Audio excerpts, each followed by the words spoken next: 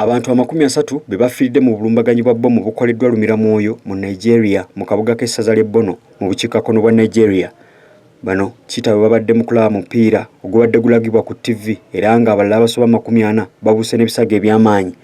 Abalumbaganyi kigambibwa nti beetulisizzaako bbomu wabweru w'ekibanda kya sinema mu kabuga Konduga akasangibwa mu ssaza ly'e Bono era nga kiteeberezebwa nti abajambula aba Boko Haram be babadde mabega w'obulumbaganyi buno.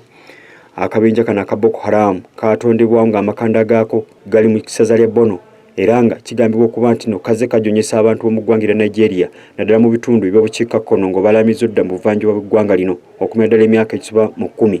Akabuga kana ka Konduga kabadde nga kaluubirirwa nnyo abajambula bano era mu Julayi 2018 abantu 8 be battibwa oluvannyuma lwa Lumiramwoyo okwetuulisizaako bbomu mu muzikiti.